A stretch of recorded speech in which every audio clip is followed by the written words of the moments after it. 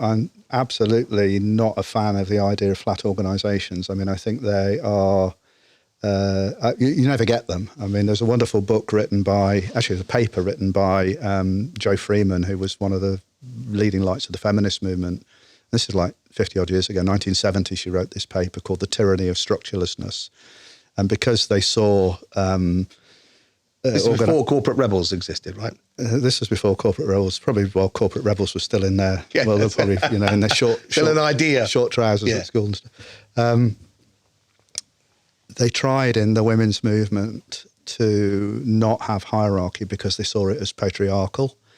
And what they discovered is when you try and get rid of hierarchy, you still get it. It's just that it's emergent. So nobody quite knows. People who are not on the in the in-group don't know what the hierarchy is. And certain people have power. They might get it accidentally, but they wield it, and they may not even consciously wield it. So the people who are not in the power loop end up, they have a feeling that somehow things are going on that they're not sure about, and they're disenfranchised.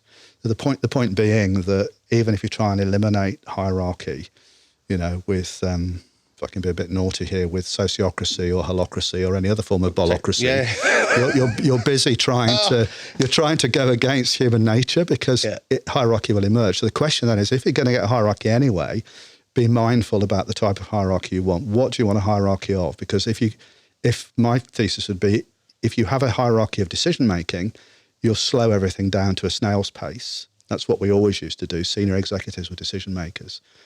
What you need now is you need a hierarchy of the more senior you are, the more responsibility you carry for creating the conditions in which good decisions get made and implemented. And that means that you have to get these three things of sense-making, decision-making and action-taking tightly coupled, rapidly and repeatedly iterated, deeply embedded and widely distributed throughout the organisation. And that's very, very hard for people whose sense of self in the world and whose sense of self-value in the world is, I make the decisions. And very many senior people have that deep, deep sense that their job is to make decisions, whereas it really needs to shift to their job is to make sure good decisions get made and implemented.